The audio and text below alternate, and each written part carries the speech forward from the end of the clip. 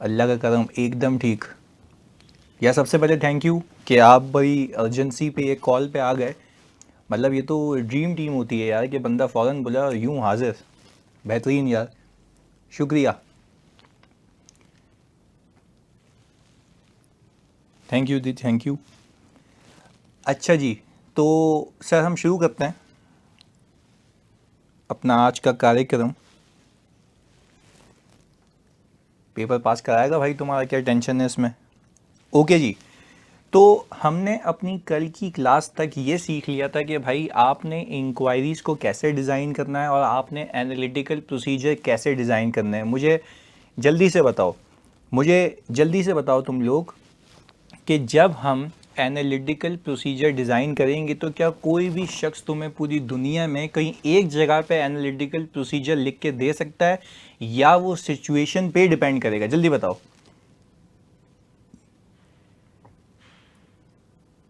Depend करेगा situation पे, ऐसा ही है। मैं तुम्हें मल्टीपल सिचुएशंस के सवालात भी बना के दूंगा, आज नहीं बना के दिया पर आज रात को तुम्हें इंशाल्लाह मिल जाएगा, वो हम आगे लेके चलते हैं। सही है जी, तो ये हिसाब किताब हम देखेंगे। चलें जी आगे। फिर मैंने कहा था इंक्वायरीज भी जो तुम डिज़ाइन करोगे, क्या कोई शख्स तुम्हें एक पेज पे लिख के दे सकता है, या वो तुम जब एंटिटी की अंडरस्टैंडिंग लोगे तो तुम वो अकॉर्डिंगली इंक्वायर करोगे? जल्दी बताओ। सर अंडरस्टैंडिंग लेंगे तो अकॉर्डिंगली इंक्वायर करेंगे। अच्छा, अब एक और चीज़, क्या मैंने तुम्हें कल ये सिखाया था कि जब तुम रिव्यू इंगेजमेंट परफॉर्म करोगे तब भी तुम्हें गोइंग कंसर्न की कंसिडरेशंस रखनी है दिमाग में? ऐसा ही है। चलें, अब तुमसे एक बात पूछता हूँ। तुम रिव्यू इंगेजमेंट कर रहे हो तो जाहिर सी बात है 6 महीने तो गुजर चुके हैं। अगर तुम 6 महीने की रिव्यू इंगेजमेंट कर रहे हो, क्या कहते हो? ऐसा है? ओके। अब तुम गोइंग कंसर्न रिमेनिंग कितने महीनों की करोगे? जल्दी बताओ। अब गोइंग कंसर्न रिमेनिंग कितने महीनों की करोगे? अनीब कह रहे हैं 6। लानत है तुम लोगों की शक्लों पे। यही सुनना चाह रहा था, जानबूझ के बोला, जानबूझ के बोला। 12 महीने, अगले 12 महीने। देखो ये बात थी, ये सिखाना था भाईजान। आप जब रिपोर्ट साइन कर रहे हैं तो रिपोर्ट साइन करते हुए जाहिर सी बात है you are giving in conclusion यार। तो आप बोलेंगे ये कंपनी गोइंग कंसर्न है या नहीं है, गोइंग कंसर्न की कंसिडरेशन में फिर अगले 12 महीने देखे जाएंगे। ऐसा है? बात समझ आई? देखो ट्रिक अच्छी थी ना भाई की। आ गए ना झांसे में? जल्दी बताओ, हुआ ना मसला? तो क्या तुम ये समझ सकते हो कि एग्जामिनर अगर इस हरकत पे आ जाए कि वो आपको एक सिनेरियो बना के, तो पता सिनेरियो कैसा बनाएगा? वो बोलेगा since half year engagement has been perform in half year has already been lapse, यानी आधा साल तो हो चुका है। अब वो कहेगा कि अगर आधा साल हो चुका है तो बाकी आधा है, तो क्या मैनेजमेंट ने जो आपको कैश फ्लोज दिए हैं बना के, वो 6 महीने के दिए हैं, इज दिस अप्रोप्रिएट और नॉट? जल्दी बताओ, इज दिस अप्रोप्रिएट और नॉट?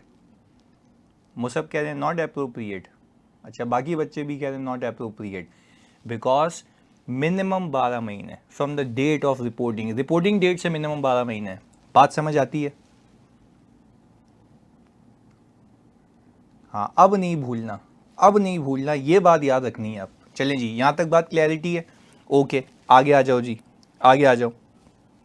फिर वो कहता है कि यार क्या सबसे पहले स्टेप के अंदर अगर आप गोइंग कंसर्न की बात करेंगे तो क्या आपने ये कंक्लूड करना है कि कंपनी गोइंग कंसर्न है या नहीं? ये कंक्लूड करना है। ओके, जब ये हो गया तो इसके बाद क्या देखते हैं? जल्दी बताओ, इसके बाद क्या देखा जाता है? लॉजिकल जवाब देना, फजूल जवाब नहीं देना, लॉजिकल जवाब।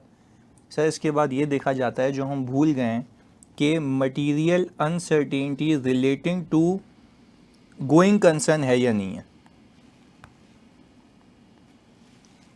ऐसा है? अच्छा, अगर material uncertainty relating to going concern होगी तो मैं तुमसे पूछता हूँ, मुझे एक बात का जवाब दो। क्या मैं ये material uncertainty relating to going concern का पैराग्राफ रिपोर्ट में डालता हूँ, रिपोर्ट में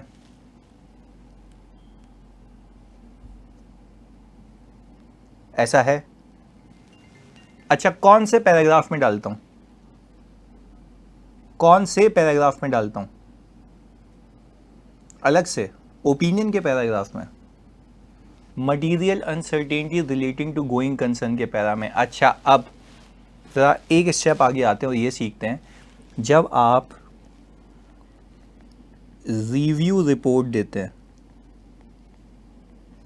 जब आप रिव्यू रिपोर्ट देते हैं तो रिव्यू रिपोर्ट के अंदर आपके पास कोई material uncertainty relating to going concern का पैराग्राफ अवेलेबल नहीं है, क्योंकि ऑडिट रिपोर्ट का फॉर्मेट अलग है, इसका फॉर्मेट अलग है। तो यहाँ पे आप इसी चीज़ को एम्फेसाइज कहाँ करेंगे? ईओएम में।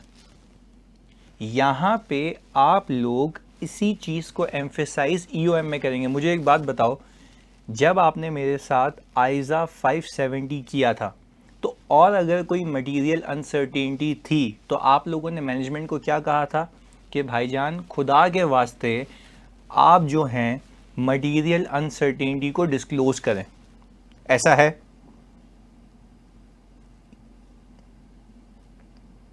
ऐसा है?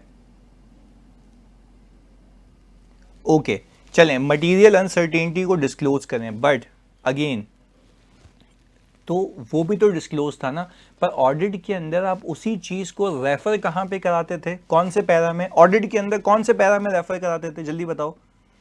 Material uncertainty relating to going concern के पैरा में। बट अब वही चीज़ एफएस में डिस्क्लोज कराओगे? मैं तुमसे पूछता हूँ, क्या रिव्यू के फाइनेंशियल स्टेटमेंट्स में, रिव्यू के फाइनेंशियल स्टेटमेंट्स में फिर वो चीज़ डिस्क्लोज होगी? डिस्क्लोज होगी या नहीं होगी, ये बताओ।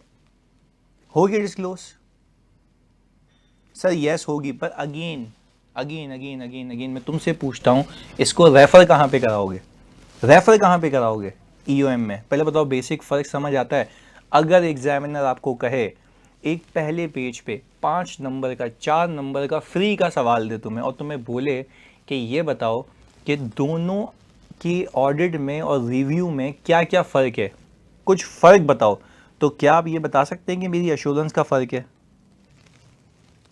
एश्योरेंस का फ़र्क है, ओके। अच्छा, ऑडिट प्रोसीजर्स का फ़र्क है? ऑडिट प्रोसीजर्स का फ़र्क है, ओके। अच्छा, तो चलो ये भी हो गया कि भाई ऑडिट प्रोसीजर का भी फ़र्क है, एश्योरेंस का भी फ़र्क है। तीसरी चीज़, अगर मैं रिपोर्ट की बात करूं तो अगर मटेरियल अनसर्टेनिटी होगी तो क्या मुझे material uncertainty relating to going concern का पैरा देना होगा या ईओएम? यस, यहां पे ईओएम होगा, वहां पे मटेरियल अनसर्टेनिटी जो वहां सीखा हुआ है। बात क्लियर है? जल्दी बताओ, बात क्लियर है? चलो एक टेक्निकल सवाल करूं, फिर मजाक मस्ती करें। ओके जी, आ जाओ, फिर मजाक मस्ती करते हैं, आ जाओ। मैं ये तुमसे पूछूं, क्या एक से ज़्यादा एम्फेसिस और मैटर हो सकते हैं?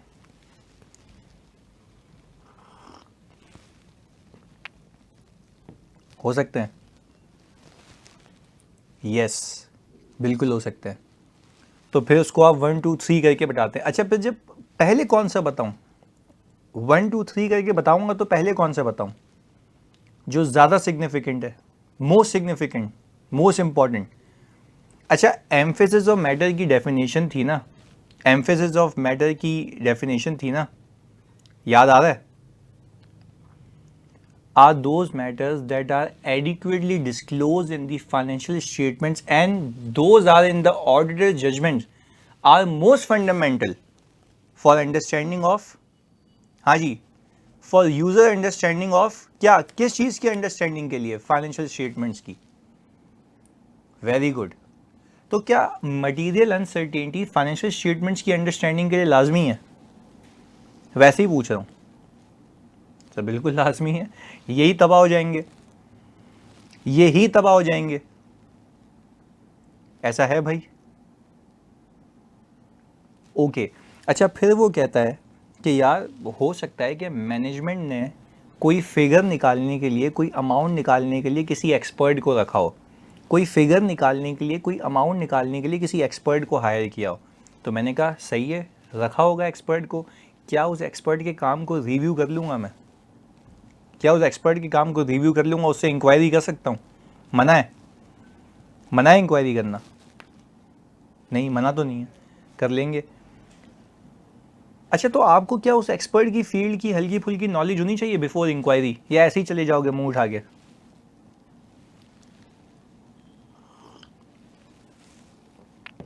बेसिक नॉलेज होनी चाहिए ना, ताकि सवालात कर सको।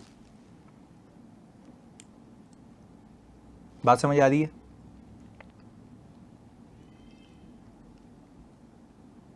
बात समझ आ रही है जानी? Okay, very good. चलो एक और बात, एक और बात। अगर कोई एरिया है, कोई एरिया है जिस पे मैनेजमेंट ने एक्सपर्ट अपॉइंट किया है, सही है जी, और तुम्हें तो रिव्यू करना है, बट तुम इतने काबिल नहीं हो, ना तुम इतने लायक हो कि तुम उसको रिव्यू खुद से कर सको, तो क्या तुम सोच सकते हो कि तुम एक्सपर्ट अपॉइंट करो even though this is a review engagement? Yes you can. क्योंकि मसला है, आप रिव्यू भी सही से नहीं कर सकते। बात समझ आ रही है? आप रिव्यू भी सही से नहीं कर सकते, फंस जाओगे, आपको कोई जवाब ही नहीं समझ आएगा उसका, आपको कोई जवाब ही नहीं समझ आएगा उसका, ऐसा ही है। बेहतरीन, बेहतरीन। तो ये देखो यहां पे लिखा हुआ क्या है, if the practitioner uses the work perform by another practitioner और an expert in the course of performing the review, the practitioner shall take appropriate steps to be satisfied that the work performed is adequate for the practitioner purpose। वो क्या रहा है उसने, देखो एक line कह दी, please सुनना। सर एक्सपर्ट जस्ट एनालाइज करेगा, फिर हाँ बिल्कुल एनालाइज करेगा ना। अच्छा देखो, एक्सपर्ट को आप दो तरीकों से अपॉइंट करते हो, आज मैं तुम्हें खुलासा करता हूँ प्रैक्टिकल लाइफ का।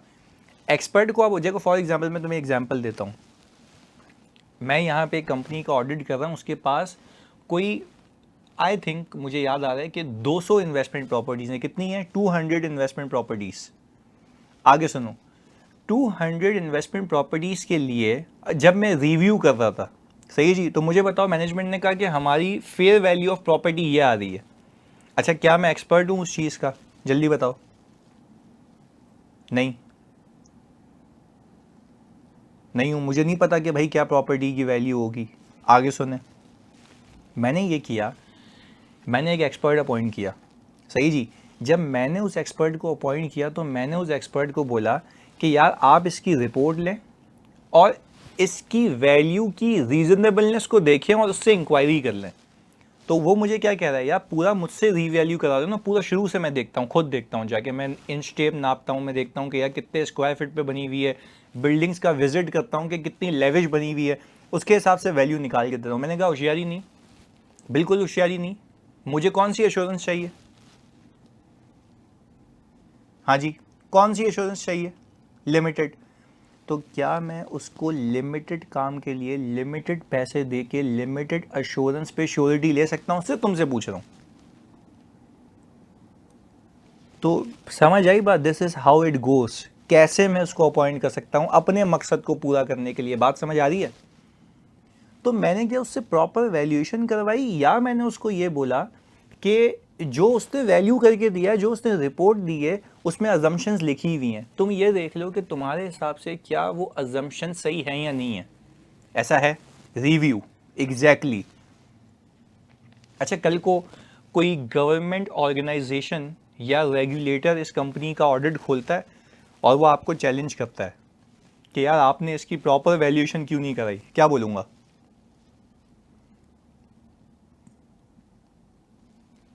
क्या बोलूँगा?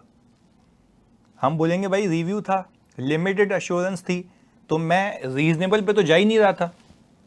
हम क्या लिखते हैं? Nothing has come to our attention, ऐसा ही है ना? तो मैं भी तो बोलूंगा मैंने एक्सपर्ट को अपॉइंट किया था तो nothing has come to his attention.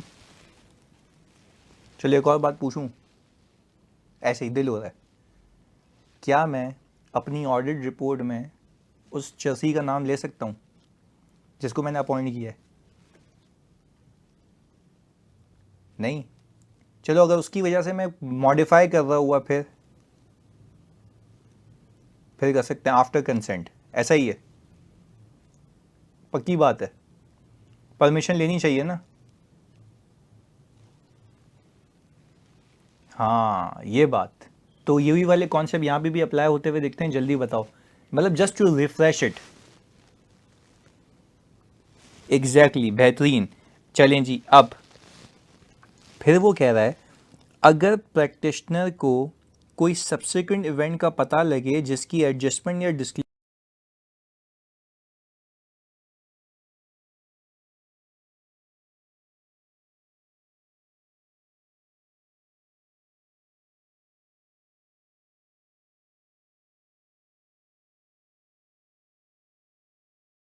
अब आ गई आवाज़?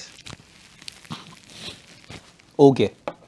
अच्छा मुझे एक बात बताएं जल्दी से मेरे बच्चों, मुझे एक बात बताएं, अगर मैं ये देख रहा हूँ कि मुझे एक सब्सिक्वेंट इवेंट का पता लगा और उसके लिए एक फाइनेंशियल्स में या तो डिस्क्लोजर आना चाहिए, लेट्स से हाफ ईयर के बाद जो मैं रिव्यू एंगेजमेंट कर रहा हूँ उसके बाद एक फैक्ट्री में आग लग गई, क्या ये मटेरियल सब्सिक्वेंट इवेंट है? हाँ जी, एफएस में डिस्क्लोज होना चाहिए, होना चाहिए। चलें ये भी मान लिया आपकी बात के साथ, एफएस में डिस्क्लोज होना चाहिए, ये भी हो गया। दूसरी बात, अगर वो डिस्क्लोज नहीं करता then misstatement, yes misstatement होगी। अच्छा अगर डिस्क्लोज कर लेता है तो क्या ईओएम देना है? वेरी गुड, बेहतरीन। वही सारी कहानियां यहाँ अप्लाई होती हैं, क्लियर है? चलें good.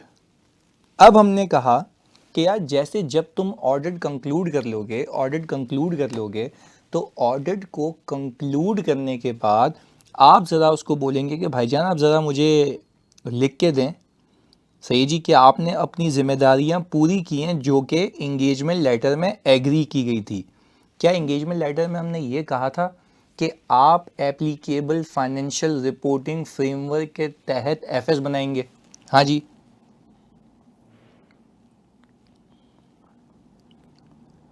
FS according to applicable financial reporting framework. अच्छा क्या हमने ये कहा था कि प्रोवाइड करेंगे आप कंप्लीट इंफॉर्मेशन? क्या हमने ये कहा था कि आप हमें एक्चुअल और सस्पेक्टेड फ्रॉड बताएंगे? सारे जितने भी एक्चुअल या सस्पेक्टेड फ्रॉड हैं वो सारे बताएंगे, ऐसा ही है। तो यही सारी चीज़ें मेरे बच्चों, यही सारी चीज़ें तो मैं कह रहा हूँ कि उससे लिखवा लो, क्या यही चीज़ तुम लोगों ने ऑडिट इंगेजमेंट में भी की थी? तो यहाँ पे भी तो अच्छा, अगर वो कह रहा है कि यार मैं सिर्फ तुम्हें लिख के दे रहा हूँ, बाकी तुम इंक्वायरी एनालिटिकल नहीं करो, मैं सिर्फ लिख के देता हूँ कि भाई मैंने तुम्हें सब सही दिया है, फिर? हाँ जी, नहीं नहीं मानेंगे, गलत है। चलो आज दो किस्से सुनाऊं मज़े के, जो आज ही आज गेम पकड़ी है, आ जाओ इधर, इसी के ऊपर सुनना। मैंने कहा एक XYZ कंपनी है,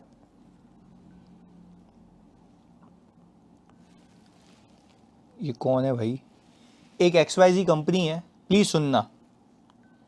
एक XYZ कंपनी है, एक XYZ कंपनी का मैं प्रीपेड का रिव्यू कर रहा था। अच्छा प्रीपेड का मतलब क्या, जल्दी बताओ, जल्दी बताओ, दस्ती बताओ, प्रीपेड का मतलब क्या है? प्रीपेड का जल्दी से, एडवांस पे किया हुआ है, सही है। क्या ये एक्सपेंस में कन्वर्ट होगा? क्या ये एक्सपेंस में कन्वर्ट होगा मेरे बच्चों? क्या ये एक्सपेंस में कन्वर्ट होगा? बिल्कुल एक्सपेंस में कन्वर्ट होगा। अच्छा भाई, बच्चे ने क्या किया, बच्चे ने किया ये कि पेमेंट को ट्रेस किया। कहाँ से ट्रेस किया?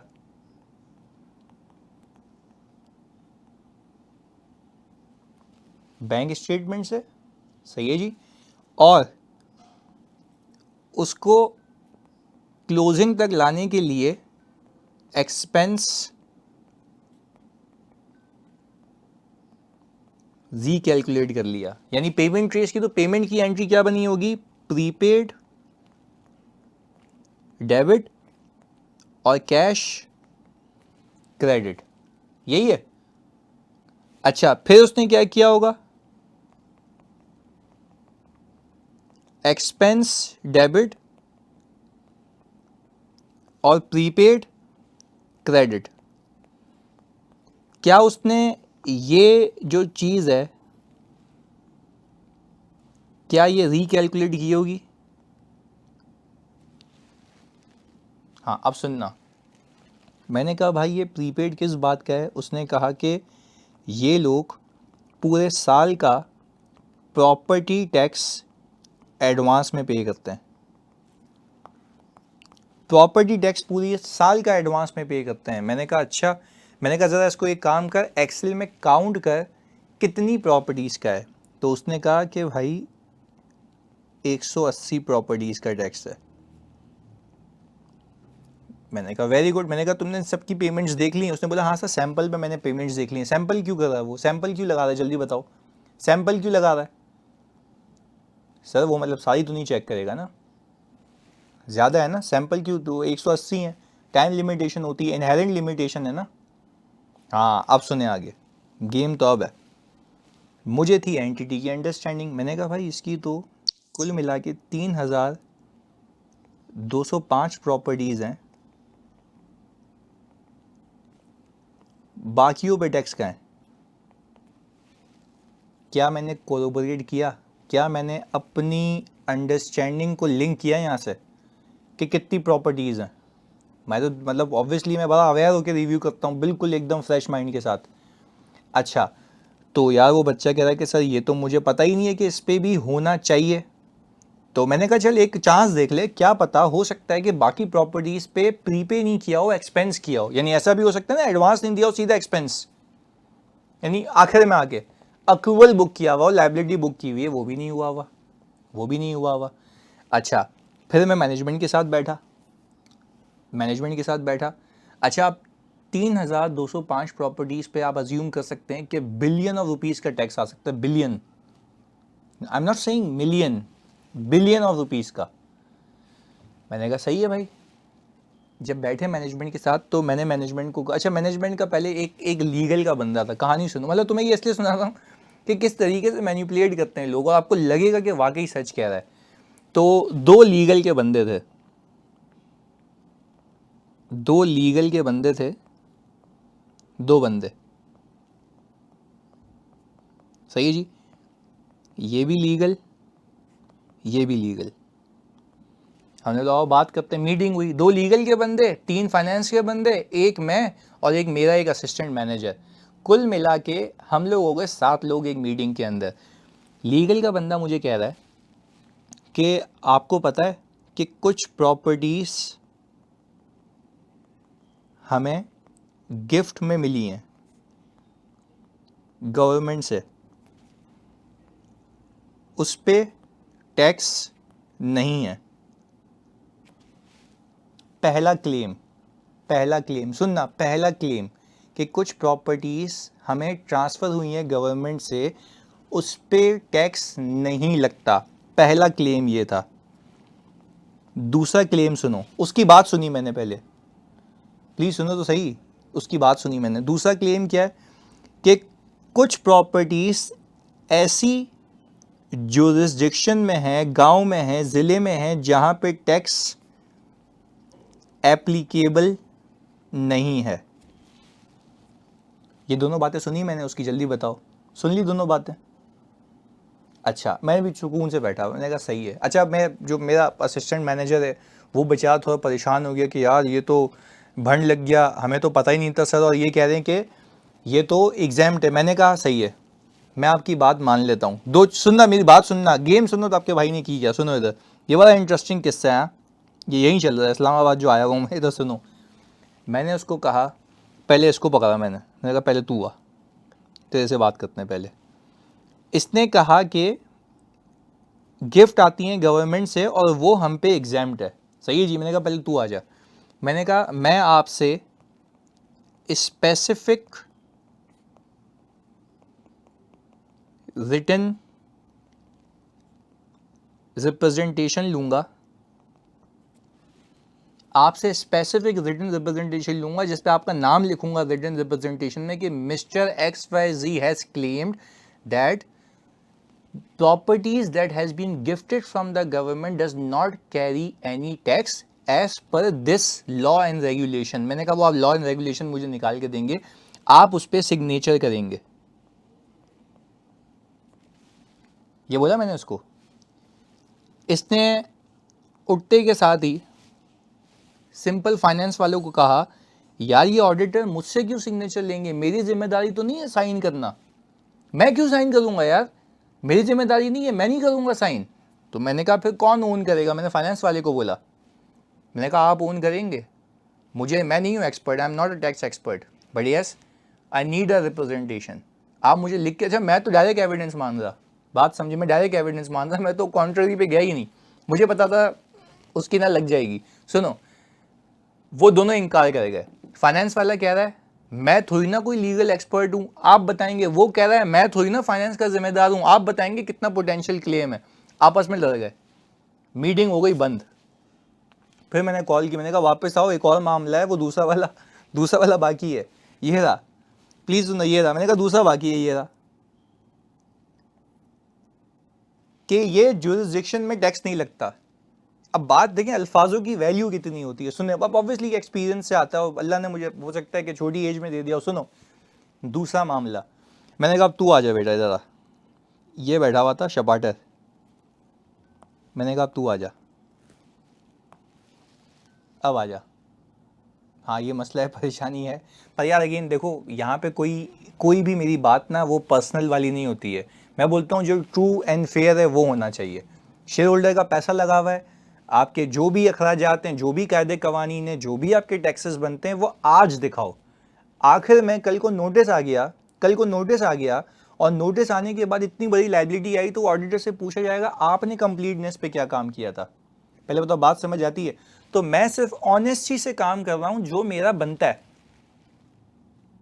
सही, बस ये है, नथिंग पर्सनल। मतलब ये कहना कि मतलब मुझे यहाँ पे मतलब मैनेजमेंट कहती है कि यार तू बड़ा शो ऑफ करता है जब तू गलतियां पकड़ता है, तो मैंने कहा भाई मतलब मैं डिजर्व करता हूँ, मतलब इसमें क्या गलत बात है। मैंने शो ऑफ तो ये तो नहीं किया कि मैंने बजा दिया आपकी, मैं तो कह रहा हूँ शो ऑफ इस चीज़ का है कि मैं काम तमीज से कर रहा हूँ, मेरा घमंड इस बात का है कि मैं काम ऑनेस्टी से कर रहा हूँ, बस सिंपल ये है, बस ये जानिए और कुछ भी नहीं। मैंने कहा मैं कोई यहाँ पे आपको नीचे दिखाने के लिए नहीं, मैं कह रहा हूँ कि मेरा घमंड इस बात का है कि भाई मैं ऑनेस्टी से काम कर रहा हूँ, दैट्स इट।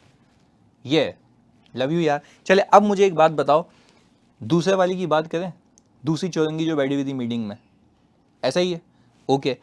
दूसरे वाले को मैंने कहा तेरे को तो मैं साले काम पे लगाता हूँ। मैंने कहा सही है, आप कह रहे हैं कि जुरिस्डिक्शन में नहीं है ना। मैंने कहा आप एक काम करें, आप यहाँ पे प्रॉपर्टी का नाम लिखें। मैंने उसको यूँ बताया, स्क्रीन शेयर की मैंने, और मैंने कहा ये करते हैं, प्रॉपर्टी का नेम लिखें, एरिया लिखें कि किस एरिया में किस जुरिस्डिक्शन में आता है, रेलेवेंट रेगुलेटर लिखें कि भाई जाहिर सी बात है कि कैंटोनमेंट में आता है, डीएचए के अंडर आता है, ये तो पता होगा ना उसको जब वो कह रहा है। और मैंने कहा यहां पे लिखें टैक्स नॉट एप्लीकेबल, और उसके बेसिस मैंने कहा ये सारे काम आप मुझे 3205 प्रॉपर्टीज पे करके दे दें, उसके बाद मैं असेस करूंगा कि आप जो कह रहे हैं वो सही है या नहीं है, हवाई बातें नहीं होंगी। तो उसने कहा यार ये कौन करेगा? तो मैंने कहा यार इंगेजमेंट लेटर में एग्री हुआ है कि मैनेजमेंट का काम है, और मैं जिससे इंक्वायरी करूंगा वो मुझे जवाब देगा, और जो मैं इन्फॉर्मेशन मांगूंगा मुझे मिलेगी। अगर आपके पास नहीं है तो मैं आपको ये बता दूं कि ये इन्फॉर्मेशन जो है ना मिसिंग है, अगर तो ये बात जाती हुई दिख रही है स्कोप लिमिटेशन पे, ये बात जाती हुई दिख रही है स्कोप लिमिटेशन पे। तो फिर उनको ये बात समझ आई और फिर उन्होंने इस पर काम शुरू किया। जब काम होके आया मेरे पास, फिर मैंने उसको रिव्यू किया और फिर मैंने पता है क्या किया, सिर्फ दिमाग चलाया, एनालिटिकली रिव्यू किया और मैंने कहा कि यार देखूं तो सही, कराची को सर्च करता हूँ, कराची में सदर, कराची में क्लिफ्टन, कराची में DHA, उस पर बोल रहा था कि टैक्स नहीं लगेगा। मैंने कहा वेरी गुड यार, बेहतरीन, हम तो यहाँ पर टैक्स दे दे के मर गए, तुम्हारा टैक्स ही नहीं लग रहा। ये कौन से एरियाज में भाई, मतलब ये मुझे नहीं समझ आया। तो अगेन पहले बताओ, क्या रिटन, तुम्हें पूरी कहानी सुनाने का एक मकसद था, क्या तुम्हें रिटन रिप्रेजेंटेशन की पावर समझ आई कि ये एक सपोर्टिंग एविडेंस है? ऐसा ही है, ये एक सपोर्टिंग एविडेंस है। बट क्या आपको क्लाइंट, जब आप, अब ऑब्वियस सी बात है, देखो अब आपके सामने है ना यार, एक बंदे को खौफ आता है। अच्छा मुझे बात बताओ, अगर वो रिटन रिप्रेजेंटेशन नहीं देता तो क्या ये भी स्कोप लिमिटेशन है? जल्दी बताओ। Very good. तो क्या वो मैंडेटरी एविडेंस, क्या मैं उसको कह सकता हूं कि मेरी written representation is a necessary evidence to conclude? Necessary evidence to conclude. क्या मैं ये भी कह सकता हूं not the only evidence to conclude? क्या कहते हो? Not the only evidence to conclude but it is a necessary evidence. Clarity है? अच्छा, क्या मैं रिटन रिप्रेजेंटेशन में, यस, क्या मैं रिटन रिप्रेजेंटेशन में ये लिखवा सकता हूं कि भाईजान आपने मुझे सारी रिलेटेड पार्टी डिस्क्लोज की हैं? जल्दी बताओ। होता है? बेहतरीन, यही तो गेम है, यही तो चीज़ समझने की है। बात समझ आती है? बात समझ आ रही है जानी बच्चों? जल्दी बताओ। ओके, तो देखो ये हो गया रिटन रिप्रेजेंटेशन। मैंने आपको यहाँ पे पूरा रिकैप दे दिया एक एग्जाम्पल के तहत जो चल रहा है। बात क्लियर है जानी? ओके, चलो आगे चलते हैं। अब हम आते हैं इधर। देखो वहाँ पे हम कहते थे कि ओपिनियन मॉडिफाई होता है, यहाँ पे हम ओपिनियन नहीं देते, हम कंक्लूड करते हैं कि nothing has come to attention और या something has come to our attention. Conclude करूँगा ना, कंक्लूजन है। वहाँ पे ओपिनियन है, वहाँ पे कंक्लूड करके एविडेंस ऑब्टेन करके ओपिनियन देते हो, यहाँ पे कंक्लूड करके वो बोलते हो मुझे कुछ नहीं दिखा। दोनों में फ़र्क है। अच्छा, फिर वो कह रहा है कि रिपोर्ट साइन करने से पहले, यानी रिव्यू रिपोर्ट साइन करने से पहले आप ये देखें क्या कहीं फाइनेंशियल स्टेटमेंट्स में मिस स्टेटमेंट तो नहीं। और वही वाली बात, क्या अकाउंटिंग की गलती है, क्या डिस्क्लोजर्स में मसला है, क्या क्लासिफिकेशन का मसला है, वही 3 चीज़ें आती हैं। और मटीरियलिटी पहले ही निकाली हुई है, मटीरियलिटी पहले ही निकाली हुई है आपने, ऐसा है? अच्छा, या तो मेरे बच्चों मिस स्टेटमेंट होगी या तो मुझे सबूत नहीं मिलेगा। क्या दोनों बातें हो सकती हैं? दोनों बातें हो सकती हैं। अब जैसे मैं तुमसे पूछूं, फर्स्ट वाला रिपीट कर दें जानी, वो तो मिस स्टेटमेंट है ना, इसमें तो नॉर्मल बात है जो हमने बचपन में सीखी है मेरेदार। मिस स्टेटमेंट, फर्स्ट वाला रिपीट क्या कर रहे हैं, मतलब हमें ये देखना है ना कि क्या कोई मिस स्टेटमेंट या स्कोप लिमिटेशन तो नहीं। याद है ऑडिट रिपोर्ट शुरू यहां से किया था, यानी ऑडिट रिपोर्ट शुरू यहां से किया था कि क्या कोई मिस स्टेट, देखो रिपोर्ट साइन करने से पहले वो क्या कहता है, अपने आप से 3 सवाल पूछो, सब सही है, या कोई मिस स्टेटमेंट है या कोई स्कोप लिमिटेशन है। पर क्या यहां खत्म हो जाता है, या वो ये देखने को भी बोलता है, क्या वो ये देखने को भी बोलता है कि ये देख लो कि क्या कोई आपके पास स्कोप लिमिटेशन तो नहीं है? बोलता है, बिल्कुल बोलता है। अच्छा, मिस स्टेटमेंट या स्कोप लिमिटेशन है, इस बेस के ऊपर क्या आप रिपोर्ट को मॉडिफाई कर देते हो या फिर मटीरियलिटी देखते हो? हाँ जी, या परवेजिवनेस भी देखते हो? जल्दी बताओ, परवेजिवनेस भी देखते हो? दोनों देखते हैं, वेरी गुड। अच्छा, अब तुम मुझे बताओगे परवेजिव कब होता है? When not confined to a single element, even if so confined represents the material portion of the FS. Third one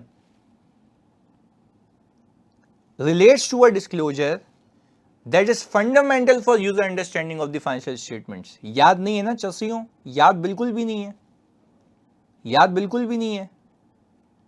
याद है पक्का?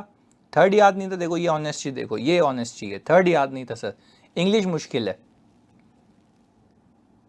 हाँ चलो सही है, याद हो गया। चलें जी, फिर वो कह रहा है भाईजान how to amend a report. भाई सीधी सी बात है, जैसे वहां पे क्वालिफाइड ओपिनियन लिखते थे, यहां पे क्या लिखेंगे? Qualified conclusion. वहां पे एडवर्स ओपिनियन लिखते थे, यहां पे क्या लिखेंगे? Adverse conclusion. यहां पे क्या लिखेंगे? Disclaimer of conclusion. ऐसा ही है। अच्छा, वो बोल रहा है कि एज अप्रोप्रिएट, एज अप्रोप्रिएट। अच्छा, क्या फिर हम बेसिस फॉर, तुम मुझे बताओ कि बेसिस फॉर ओपिनियन लिखते थे वहां पे, बेसिस फॉर ओपिनियन, क्या यहां पे फिर वही बात बेसिस फॉर क्वालिफाइड ओपिनियन में मॉडिफिकेशन के लिए बताएंगे? क्या मसला क्या था? अच्छा, मसले के साथ इंपैक्ट भी बताएंगे।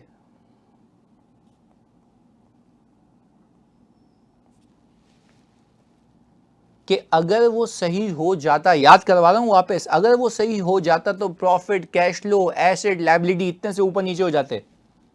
याद आ रहा है? बेहतरीन।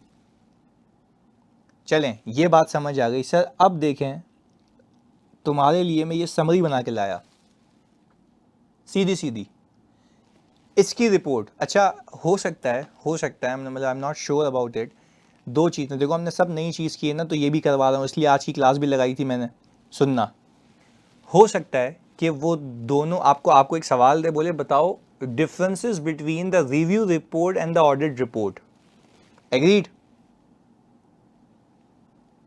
Differences between the review report and the, अच्छा यहाँ पे ये भी लिख सकता है कि differences between the audit engagement and the review engagement, पूछ सकता है। या तो उसका दिमाग खराब हो और वो एक सिचुएशन दे और नीचे रिपोर्ट ड्राफ्ट करके दे, बट वो रिपोर्ट ऑडिट रिपोर्ट नहीं हो, ये हो जो तुम्हारी स्क्रीन पे आ रही है, रिव्यू रिपोर्ट। समझे? तो फिर आपने थोड़ा सा इसको याद करना है। और मैंने देखो तुम्हारे लिए इसमें सारे केसेस लगा दिए हैं कि इसमें एडवर्स भी है, इसमें क्वालिफाइड भी है, इसमें नॉर्मल भी है। बात समझ आ रही है? तीनों केसेस ड्राफ्ट करने का बोल सकता है, बिल्कुल ड्राफ्ट करने का बोल सकता है, तो मैं उस पर प्रैक्टिस करा दूंगा ना, क्या कहते हो? हम तेरा वो हिस्सा कवर कर लेंगे ना। सही है, वो मैं प्रैक्टिस करा दूंगा तुम लोगों को। सवालात अवेलेबल नहीं है, वो मुसीबत ही है। सही है, चलें आगे आ जाएं। सबसे पहले कहता है टाइटल, फिर एड्रेसी। क्या इंडिपेंडेंट होना लाजमी था? क्या इंडिपेंडेंट होना लाजमी था? जल्दी बताओ, क्या इंडिपेंडेंट होना लाजमी था? मैं बिल्कुल कर दूंगा उसको, देखो टेंशन लगी, पीडीएफ पहले दे दो तुम्हारे लिए ये भाई। अच्छा, इंडिपेंडेंट होना लाजमी था। किसको एड्रेस करूंगा? जिसने मुझे अपॉइंट किया, अपॉइंट जिसने किया, वेरी गुड, यूजर, बेहतरीन। अच्छा, फिर आप सुने, वो कह रहा है सबसे पहले आइडेंटिफाई करें कि ये रिव्यूड एफएस, सुनना आइडेंटिफाई करो। अच्छा, वहां पे क्या लिखते थे? We have audited the accompanying financial statements, और एफएस में ये आता है, याद करो। याद है, जल्दी बताओ। We have audited the accompanying financial statements of ABC company, सही है, और एफएस के अंदर यही आता है। ओके, यहां पे देखो, वो कह रहा है यहां पे लिखो वी हैव रिव्यूड, ऑडिटेड क्यों नहीं लिख रहा? ऑडिटेड क्यों नहीं लिख रहा? बोल रहा आइडेंटिफाई करो कि भाई रिव्यूड एफएस है, उसके अंदर यही आता है। रीजनेबल अश्योरेंस है। चलें जी, okay. We have reviewed the company financial statements of which comprises statement of financial position, statement of comprehensive income, changes in equity, statement of cash flows for the year then ended, and the summary of significant accounting policies. के इसमें भी notes होते हैं, इसमें भी policies होती हैं, yes, जिसके तहत वो एफएस बने हुए हैं। बात समझ आ रही है? बात समझ आ रही है? अच्छा, क्या आपको ये देखना होता है कि अकाउंटिंग जो उसने पॉलिसीज यूज की हुई हैं, क्या वो एप्लीकेबल फाइनेंशियल रिपोर्टिंग फ्रेमवर्क के तहत पॉलिसी है या नहीं है? जल्दी बताओ। पॉलिसी, ये भी देखना होता है ना। बिल्कुल आ सकता है भाई, बिल्कुल आ सकता है। आगे फिर देखो। अच्छा, अब मजे की बात सुने।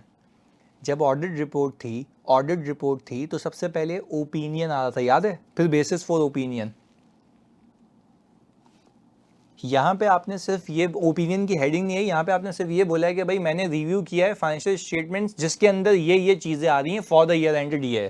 पहले तो कहानी समझ आई, जस्ट फॉर यू गाइस, ये सामने आ गया तुम्हारे। अच्छा, फिर हमने इसके बाद मैनेजमेंट की जिम्मेदारियां बताइए। Management is responsible for presentation and preparation of the financial statements in accordance with the international financial reporting standards for small and medium size entity. यानी क्या हम ये कह सकते हैं कि जिसने FAR 2 पढ़ा हुआ है और जिसने अभी क्लासेस लिए हैं उसको ये बात पता होगी कि IFRS फॉर SMEs भी होते हैं, जिसका शेयर कैपिटल और XYZ कम हो। सर इतना सारा कोई कैसे एक्यूरेट लिख सकता है? ड्राफ्ट करने के लिए आया पूरा, वाह भाई वाह, कंजा वेरी गुड, बेहतरीन। वो पूरी रिपोर्ट ड्राफ्ट करने के लिए नहीं देगा, या तो वो आपको एक पेज पे रिपोर्ट देगा और बोलेगा क्या करो उसमें, जल्दी बताओ क्या करने को बोलेगा, प्लीज बताओ। मिस्टेक्स निकालने को बोलेगा, ऐसा ही है। अच्छा, क्या वो इस रिपोर्ट का ओपिनियन सेक्शन आपसे ड्राफ्ट करा सकता है सिचुएशन देखिए, जैसे ऑडिट रिपोर्ट में किया है? तो वही है ना, पूरी रिपोर्ट तो नहीं कराएगा कभी भी। एग्री? कंजा कह रही हैं कि सर अभी कोई कह रहा था, तो वो कह भी इस सिचुएशन में ही रहा था कि सर क्या इसकी ड्राफ्टिंग आ सकती है, तो वो इसलिए कह रहा था कि सर हमें फोकस किस पे करना होगा। तो फोकस ये वाली बात है। कंजा अगर आप ऐसी बात आज करेंगी तो हर्ट होगा ना भाई को, सही है? ऐसे नहीं करते। वर्स्ट केस सिनेरियो होगा, मतलब सॉरी की बात नहीं है, मैं तो मजाक कर रहा हूँ, पर कहने का मतलब ये है कि वर्स्ट केस सिनेरियो होगा कि आपको वो बोलेगा ये सिचुएशन है, इस पे प्लीज सुनना। वर्स्ट केस सिचुएशन है कि भाई ये सिचुएशन है, पूरी रिपोर्ट रिव्यू रिपोर्ट ड्राफ्ट करके, तो फिर सीधी सी बात है करना पड़ेगा। कोई लड़का बोल देता तो भाई मैं कुछ भी नहीं कहता, मैं वैसे ही, तुम सब भाई बहनों यार मेरे सबसे मोहब्बत है। नहीं, CFAP में होता है, CFAP में होता है भाई। CFAP में तो उसने मतलब रिपोर्ट जो एग्रीड अपॉन प्रोसीजर की होती है ना, पूरी लिखवाई है। हाँ एग्जैक्टली। हो गया अभी शैजिल कहते, शैजिल तो ऐसी बातें करता ही नहीं है, वो तो अच्छा बच्चा है, आज तो आया ही नहीं है मेरे ख्याल से। सही है, चलो पहले बताओ यहां तक बात क्लियर है? देखो सवाल रेलेवेंट था, मैंने बता दिया। अगर आ गया तो वो सिचुएशन दे के फिर आपको बोलेगा पूरी रिपोर्ट ड्राफ्ट करो, बट अगेन वो थोड़ी सी इलॉजिकल बात लगती है, उसमें आपके कॉन्सेप्ट टेस्ट करने हैं। वो 10 बजे ग्रुप पे मैसेज करेगा, अबे हाँ मुझे मुस्तफ़ा ये बात नहीं समझ आई, तूने टैग क्यों किया था शैजिल को? हाँ जी, ये क्यों किया था मुस्तफ़ा, उसको क्यों टैग किया था शैजिल को? सर वो टाइम पूछ रहा था क्लास का। अच्छा, मुस्तफ़ा की लगती है उससे मोहब्बत है, चलो सही है, डन है। अच्छा अब प्लीज़ सुनिएगा। तो मैंने कहा भाई मैनेजमेंट की जिम्मेदारी है, मैनेजमेंट की जिम्मेदारी है कि वो FS बनाएंगे। क्या फ्रेमवर्क लिखना लाजमी है? कि मैनेजमेंट की जिम्मेदारी थी कि इस फ्रेमवर्क के तहत बनाएंगे, फ्रेमवर्क लिखना लाजमी है? Yes, clarity. तो हमने ये क्या एग्री किया था एंगेजमेंट लेटर में? क्या ये एग्री किया था एंगेजमेंट लेटर में? यस सर, बिल्कुल किया था, बिल्कुल किया था, उसी के तहत अभी हम कंक्लूड कर रहे हैं ये आगे। फिर मैंने कहा for such internal control as the management determine is necessary to enable the preparation of financial statement that are free from material misstatement। अच्छा, उसने जो इंटरनल कंट्रोल लगाए हैं मैनेजमेंट ने, क्या उसको लगाना लाजमी थे? मैंने उसको टेस्ट किया होगा, मैंने उसको टेस्ट किया होगा? फिर फंस गए, फिर यस कह रहे हो चर्सियों, फिर यस कह रहे हो।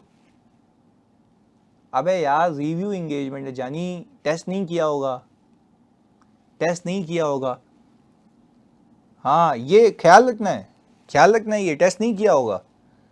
अच्छा मुझे एक बात बताओ, हाँ तू सुनो का, अच्छा मुझे एक बात बताओ कि क्या हम, प्लीज़ सुनना, क्या हम अंडरस्टैंडिंग में किसी जगह पे, एक मिनट रुकना आ जानी, हेलो सलाम, हाँ जानी ठीक ठाक, अबे सॉरी एक मीटिंग में था।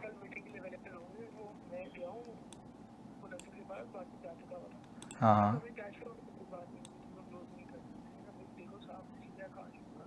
हम्म हम्म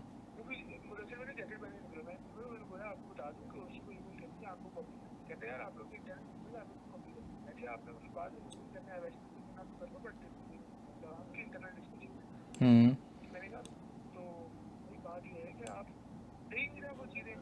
अब वो कह रहा है कि भाई जो कैपेक्स है वो रिप्लेसमेंट कैपेक्स है, उसमें लैंड पे कैपेक्स है ही नहीं, सिर्फ 2% की स्ट्रेंथ रखा हुआ है।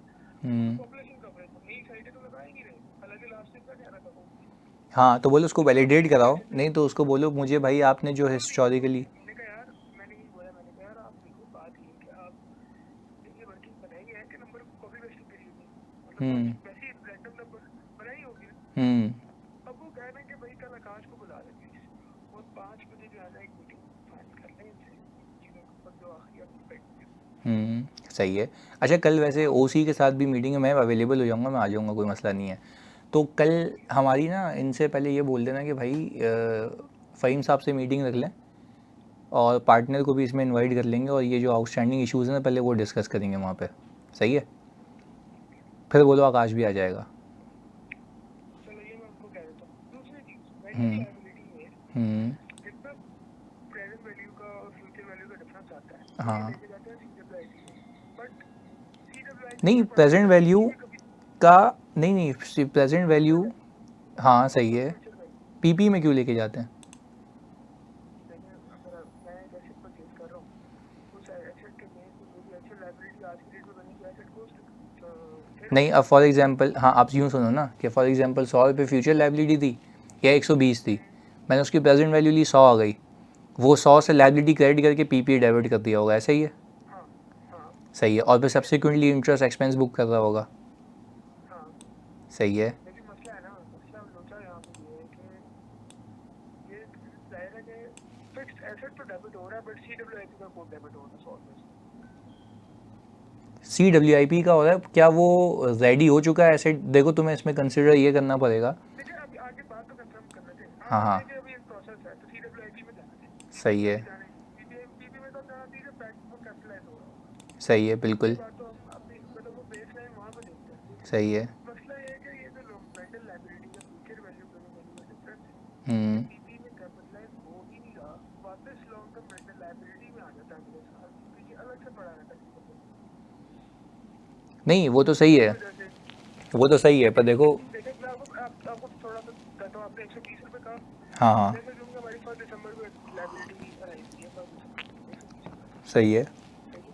हमने सीडब्ल्यूआईपी डेबिट किया 120 में, क्रेडिट किया वेंडर लाइबिलिटी 120, हमने की 14 दिसंबर में जाके वर्किंग की, हमने हम्म 20 रुपये की एडजस्टमेंट मार दी, सीडब्ल्यूआईपी में क्रेडिट कर दिया वेंडर लाइबिलिटी को, नहीं ये क्रेडिट वाली कर बात दिया। नहीं समझा, शुरू से बताओ मुझे को। 100 की तुमने एंट्री मारी CWIP डेबिट और पेबल क्रेडिट, फिर तुमने 20 से। 100 का करना था, हमने क्या किया, दो एंट्री मार दी, सही एक है। किया 120 पे और एक किया 20 रुपये उसका रिवर्सल। सही है, रिवर्सल कर दिया, और रिवर्सल की क्या दोनों एंट्री बनाई उसने? सीडब्ल्यूआईपी में अलग अलग रखा, जो एसेट बाद में कैपिटलाइज हो रहा है ना वो पूरा 120 से हो रहा है। अच्छा एसेट बाद में क्या अप्लाई, चलो मैं यूँ तुम्हारी बात मैं समझ गया, देखो यूँ कर लेते हैं ना। उसने 120 से CWIP डेबिट करके पेबल को क्रेडिट कर दिया, फिर उसने क्या किया, हुआ पेबल को डेबिट करके CWIP को क्रेडिट कर दिया 20 से, 100 पे आ गया वो नेट। हाँ सही है। हाँ हाँ अब वो आगे गया फ्यूचर वैल्यू पे, रिपोर्टिंग पे उसने 20 का एक्सपेंस बुक किया और लाइबिलिटी को क्रेडिट किया। पहला सवाल। हाँ हाँ। अनवाइंडिंग सही आ रही है। सही है, अनवाइंडिंग हो गई। अब उसका बताओ, पीपी का बताओ आप। देखें अब मैं तुम्हारी बात समझ गया। अब जो तुम्हारे पास वो दो क्या है, जीएल हैं। देखिए होना क्या चाहिए था, सीडब्ल्यूआईपी में एक ही आइटम पड़ा होता नेट 100 रुपये का, हाँ सही है, बिल्कुल 100 का पारा होता। उन्होंने 100 का नहीं रखा, वो उन्होंने 120 अलग रखा है, -20 अलग रखा है। हाँ चलो एज फार एज अगर 100 अलग है, 120 अलग है और 20 की नेगेटिव अलग आ रही है तो इट्स फाइन, इट्स फाइन। लेकिन पीपी एफएआर में लेके जा रहे हैं 120 को, और जो नेगेटिव 20 है वो वहीं का वहीं पड़ा रहता है। ये गलत है, ये भंड है कि। और एसेट डेप्रिसिएशन जो है वो 120 की चार्ज हो रही है। हाँ मैं समझ गया तुम्हारी बात, यानी उन्होंने किया हुआ ये है कि 120 का पहले उसने जो ग्रॉस रिकॉर्ड किया था उसके अगेंस्ट में एक कॉन्ट्रा जीएल खुला था 20 का, ऐसा ही है ना? वो हम्म 20 वहीं पड़ा रह गया। सही है, जबकि नेट पीपी में कैपिटलाइज होना चाहिए था। ये बेवकूफ़ सीधा सीधा 120 को ही कैपिटलाइज कर देता, ज़्यादा डेप्रिसिएशन कर रहा है। सही है ना? अगले साल क्या करता है, अगले साल 31 दिसंबर 24 पे आके हम्म दोबारा से पीपी निकालता है, सही है। और वो 20 रुपये को वहां से कम कर देता है। वो 20 रुपये को कहाँ से कम करता है? CWIP से। हाँ हाँ। हाँ अब इसकी इसकी वजह से इसकी इम्प्लीकेशन यूँ करता है ना, एक इसकी मिनट वजह रुको। से अब इसकी देखो, इम्प्लीकेशन ये है कि आपकी वेंडर लायबिलिटी जो है ना बेसिकली प्रेजेंट वैल्यू में पड़ी नहीं। नहीं, इसको यूं देखते हैं ना, देखो दो अलग अलग लेके चलते हैं ना इसको। अब मैं अगले साल आ गया तो अगले साल मेरी एग्जांपल में तो हम कल एक ही साल कर रहे थे, अगले साल समझ लो और थोड़ी सी अनवाइंडिंग हो जाएगी। ये जो लाइबिलिटी का डिफरेंस होता है ना, ये तब तुम्हारा सही होगा जब तुम्हारी बीच में कोई पेमेंट नहीं हो, यानी एक लमसम पेमेंट हो, बुलेट पेमेंट हो फ्यूचर में। हाँ ऐसे ही है तो बुलेट पेमेंट ही है ना। अच्छा, जब वो इन दोनों को एडजस्ट कर रहा है ना, तो तुम कह रहे हो कि उसकी अनवाइंडिंग बुक कर रहा है, नहीं कर रहा, वो तो कर रहा है ना सब्सिक्वेंटली भी, सही है। कर रहा है। अच्छा, अब जब सब्सिक्वेंटली उसकी अनवाइंडिंग बुक कर रहा है तो उसमें फिर वो वाला जीएल कैसे ऐड होगा, वो तो नहीं हो रहा ना 20 वाला। मैं तुम्हारी बात समझ गया हूँ, वो सीन ये है। देखिए लाइबिलिटी थी 120 की, हम्म, हमने 2 साल की अनवाइंडिंग बुक करके सही है। कर दिया, वापस लेट्स अज्यूम के 110 कर दिया, 110 कर दिया, सही है। 10 का एक्सपेंस बुक हो गया, लाइबिलिटी 110 पे आ गई। But we have an excess of 20 rupees, negative of 20 rupees to CWIP. Yes, और वो पड़ा ही रहेगा हमेशा वहाँ पे, वो कभी भी सेटल नहीं होगा, यही बात है ना। हाँ तो वो 10 रुपए जो है ना, हम्म, सीडब्ल्यूआईपी को क्रेडिट करके मेंटल लाइबिलिटी को डेबिट कर देता है, उधर भी वो जो नेट रह जाता है ना सीडब्ल्यूआईपी में ये रेट पे, वो 10 रुपए रह जाता है। नहीं, पर अब मुझे ये वाली बात समझाओ तुम। देखो, जब तुमने कहा कि उसने एक्सपेंस बुक करके लाइबिलिटी को, दिसंबर पहले साल में उसने -20 छोड़ा सीडब्ल्यूआईपी के अंदर, अगले हम्म, साल वो 10 रुपए छोड़ेगा, 10 रुपए वापस ले नहीं, आएगा। पर अब यहाँ पे एक मिनट रुक के तुम्हें मुझे बताना है ना कि यहाँ पे जब तुम एंट्री बनाओगे, देखो एक्सपेंस डेबिट करके लाइबिलिटी क्रेडिट हो गई, 10 से बढ़ गई, सही है, 110 पे आ गए तुम। अब वो एंट्री क्या बनाएगा कि जो सी डब्ल्यू आई पी को नेट करे, ये बताओ, क्योंकि अगर तुम लाइबिलिटी को डेबिट करके सी डब्ल्यू आई पी करोगे, लाइबिलिटी फिर 100 पे आ जाएगी। हाँ नहीं लाइबिलिटी 120 पे आ जाएगी ना। नहीं ना जानी, तुम कम करोगे ना। देखो, तुम्हें C W I P negative को कम करने के लिए दूसरी उलट एंट्री मारनी पड़ेगी ना। यानी तुम्हारा सी डब्ल्यू आई पी का समझो अभी क्रेडिट बैलेंस पड़ा हुआ है। एंट्रीज का कॉन्सेप्ट जो है ना वो मैं डीएल से एकदम फाइनल देख लूंगा, बट अब मैं 2 मसले हैं वो मैं आपको क्लियर बता रहा हूँ। मैं समझ गया एक मसला तो मैं तुम्हारा, हाँ, एक मसला तो मैं तुम्हारा एक्यूरेट समझ गया कि जो तुम्हारी कैपिटलाइजेशन है वो गलत हो रही है, यानी ग्रॉस पे हो रही है, होनी नेट पे चाहिए, राइट। दूसरा ये है कि एक जीएल में एक्चुअल प्रेजेंट वैल्यू रिकॉर्ड कर रहे हैं, हम्म, ठीक है, और दूसरे जीएल में फंड मारे हैं वो उस प्रेजेंट वैल्यू फ्यूचर वैल्यू के डिफरेंस से मैच ही नहीं कर रही, क्योंकि वो पहली भी है, क्यों पहली भी है, क्योंकि जो भी ईयर एंड के ऊपर डिफरेंस निकलता है फ्यूचर का और प्रेजेंट वो का, वहाँ मार देता है वो। सीडब्ल्यूआईपी में पड़ा रहने देता है, बाकी रिवर्स कर देता है, उसकी वजह से वेंडर लाइबिलिटी अंडर आई ओवरस्टेटेड है। बस सही है ये। तू कर, मैं तुझे, मैं अभी अभी अभी एक काम करते हैं ना, तुम इस पे 15 मिनट की प्रोसेसिंग कर लो, मैं तुम्हें 15 मिनट में कॉल करता हूँ, उसको देख लेते हैं लाइव। एक एग्जाम्पल बनाते हैं, 3 एग्जाम्पल बनाते हैं, कल ही दे कल ही मैंने। बस बेहतरीन है। मैं तुम्हें 15 मिनट में कॉल करता हूँ, सही है, टीम्स पे। ओके ओके, अल्लाह हाफिज़। हाँ जी, सॉरी यार, तुम लाइव लाइव देख रहे थे, हाँ। इंशाल्लाह। अच्छा भाई, सॉरी यार, मतलब ये, हाँ, बैठे बैठे यार, असल में कैपिटलाइजेशन वो गलत करा, तो तुम मेरे ख्याल से समझ भी गए होगे, तुम मेरे ख्याल से समझ भी गए होगे कि अगर मुझे एक अमाउंट फ्यूचर में, देखो यूँ सिंपल बात थी ना, सुनो, एक अमाउंट मुझे फ्यूचर में पे करनी है और आज उसकी वैल्यू कम होगी, हाँ या नहीं, जल्दी बताओ, प्रेजेंट वैल्यू लूँगा उसकी, तो पीपी में कैपिटलाइज भी क्या होना चाहिए, जल्दी बताओ, प्रेजेंट वैल्यू। अच्छा, वो क्या करते हैं कि पीपी में पूरा कैपिटलाइज करते हैं, पेबल भी पूरा रिकॉर्ड करते हैं पहला, फिर एक वो कॉन्ट्रा एंट्री बनाता है। कॉन्ट्रा एंट्री क्या बनाता है, लाइबिलिटी को डेबिट करता है और पीपी का अलग जीएल खोल देता है, नेगेटिव जीएल, जैसे नहीं अक्यूमुलेटेड डेप्रिसिएशन होता है। बात समझ आई? वो तो क्या, मैं उसको सुन के पिक कर दिया मैं, अक्यूमुलेटेड। तो अब उसने क्या किया, अब फॉर एग्जांपल सुनो, अब पीपी बुक्स में नेट कितने पे आ गया, सीडब्ल्यूआईपी नेट कितने पे आ गया, जल्दी बताओ, 100 पे, यानी 120 से 100 पे आया, 100 पे आ गया ना। तो पीपी में कंप्लीट होने के बाद कैपिटलाइज भी कितना होना चाहिए, कैपिटलाइज भी कितना होना चाहिए, 100। अच्छा, वो क्या करता है, 120 कैपिटलाइज करता है, क्योंकि वो अक्यूमुलेटेड को खत्म नहीं कर रहा है, वो वहीं पड़ा हुआ है। बात समझे, मतलब दिस वाज द कॉन्सेप्ट। अब देखो, ऐसे टीम के साथ आपको ऑब्वियसली यूं पूरा जेलअप होना पड़ता है ताकि उसके इश्यूज को फौरन समझ लो। हाँ, बात समझ आई, हैवी है ना, मज़ा आता है ना, हाँ बिल्कुल ऐसा। तो अगेन मैनी मोर थिंग्स, मैं यहाँ पे जब घूमता हूँ ना भाई, यहाँ पे हमारी फॉर्म के पीछे पीडब्ल्यूसी भी है ना, तो हमें तकरीबन बहुत सारे बच्चे मिलते हैं, तो वो कहते हैं कि सर, मतलब एक क्लाइंट करना है आपके साथ। तो मैंने कहा यार, ये तो खैर बॉर्डर्स हैं, कैसे कर सकते हैं? नहीं, ये मैनेजर था मेरा, सुपरवाइजर नहीं था। पर ऑब्वियसली देखो, एक चीज़ हमेशा याद रखना, जब आप कोई कब कहते हैं ना जबकि ये मिस स्टेटमेंट है, तो वो मिस स्टेटमेंट, प्लीज सुनना, वो मिस स्टेटमेंट को कंक्लूड करने के लिए आपको सुकून से सोचना पड़ता है। मैंने उससे कितनी बार क्लियर किया, क्योंकि ऐसी बात है, वो बड़ा एक्साइटेड था, वो खुश भी था क्योंकि मेहनत कर रहा है वो। तो मैंने उसको 3 बार बोला, मैंने कहा देखो ये वाली बात सही कह रहे हो, उस पर देख लो। तो उसने खुद भी कहा हाँ मैं एक बार एंट्री बना के देखता हूँ। बात समझ आई? तो एक बात तो मुझे उसकी समझ आ गई कि हाँ यार ये मिस स्टेटमेंट है जो मुझे दिख रही है। दूसरी जो लैग है ना कि भाई वो, फिर उसने कहा कि वो सीड ब्लीआईपी वापस रिवर्स करता है। मैंने कहा वो एक बार देख लो, वो देख लेते हैं हम। क्लियर है? इस्लामाबाद में कहाँ है? मैं तो F8 में हूं ना यार। अच्छा खैर चलें, अब मुझे बताएं आगे, ये बड़ी इंपॉर्टेंट बात है जो मैं तुम्हें कहने लगा हूं अभी। फिर वो कह रहा है कि engagements we conducted a review, यानी अब मैं अपनी जिम्मेदारी बता रहा हूं। मैंने ये रिव्यू किसके तहत किया जल्दी बताओ? ISRE 2400 के तहत किया, जल्दी बताओ? 2400 के तहत किया है, ऐसा है? अच्छा, engagements to review historical financial statements that require us to conclude whether, जो मुझे कहता है कंक्लूड करने के लिए कि क्या मेरी नज़र में कुछ आया जो मुझे सोचने पे मजबूर करे कि ये FS applicable financial reporting framework के तहत नहीं बने हुए। देखो ये लिखा हुआ है ना, this standard also requires to comply with the ethical requirements. मैंने ये भी लिखा कि ये स्टैंडर्ड्स मुझे कहते हैं कि तुम्हें एथिकल रिक्वायरमेंट से कंप्लाई करना है, यानी इंडिपेंडेंट रहना है। बात समझ आती है? आगे, Our review of financial statements in accordance with ISRE is a limited assurance। क्या मैंने क्लियर कर दिया कि limited assurance है? The practitioner perform procedure primarily consisting of making inquiries and others within the entity as appropriate and applying analytical procedure and evaluate the evidence obtained। यही बात लिखी, clear कर दिया कि भाई ये लिमिटेड स्कोप है, लिमिटेड एश्योरेंस है, ये ऑडिट नहीं है। यहाँ पे जो काम होता है वो इंक्वायरी और एनालिटिकल की हद तक होता है, दैट्स इट। ये किसकी जिम्मेदारियां हैं जल्दी बताओ? ये किसकी जिम्मेदारियां हैं?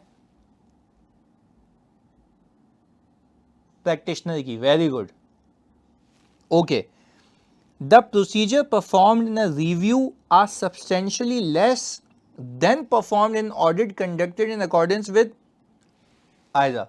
वो कह रहे हैं यहाँ पे जो प्रोसीजर परफॉर्म किए जाते हैं वो कंपैरेटिवली उससे बहुत कम होते हैं जो मैं ऑडिट में करता हूँ। आगे, अकॉर्डिंगली हम कोई ओपिनियन नहीं दे रहे। क्या ये बात हमने एंगेजमेंट लेटर में भी लिखी थी?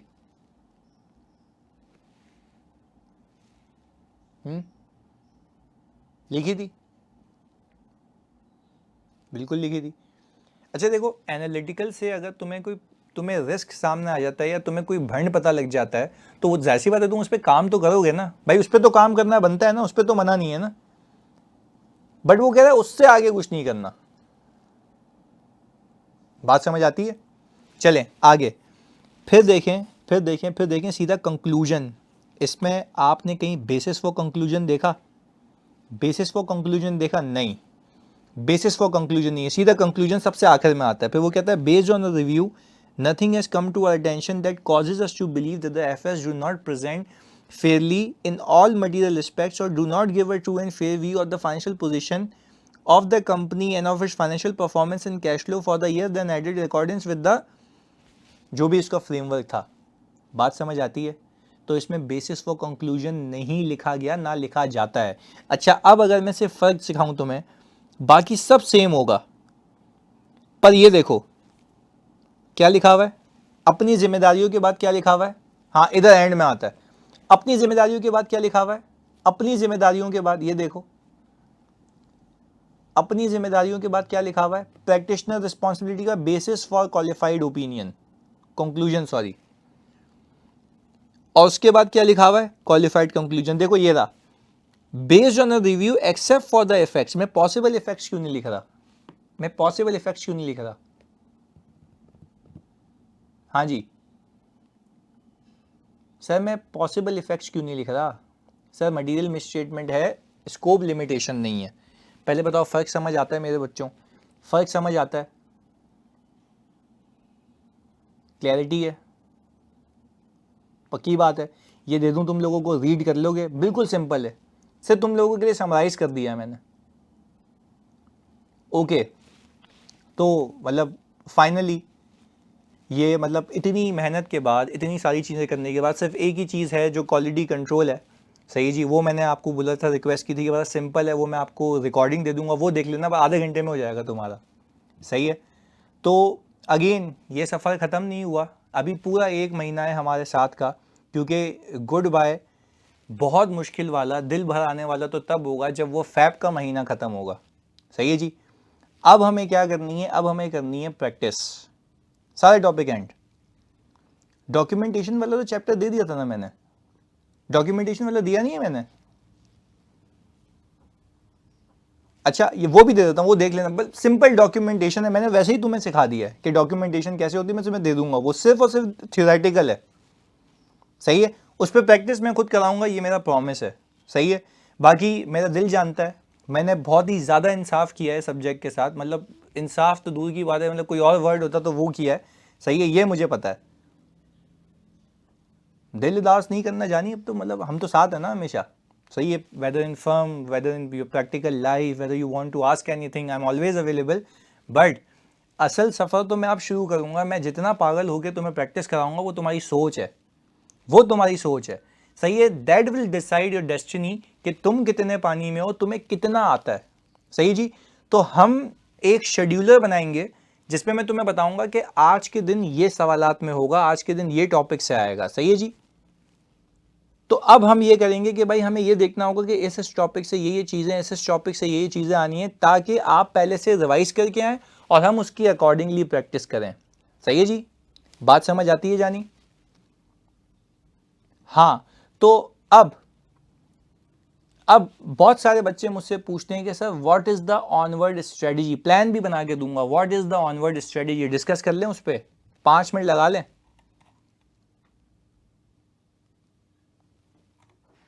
ओके। हसान नबील कह रहे हैं going concern as a separate standard, यार जानी सेपरेट ही तो कराया मैंने, गोइंग कंसर्न अलग से नहीं कराया तुम लोगों को मैंने, जाने मन अलग से ही कराया यार, अलग से कराया है और बड़ा डिटेल में कराया है। ऐसा नहीं है कि मतलब किसी का मिला के, अलग से बड़ा डिटेल में किया हमने, अलग से चैप्टर पर रिपोर्ट के सेक्शन में ही आ रहा होगा। खैर अगेन अब स्ट्रेटजी क्या है, ज़रा उस पर बात करते हैं।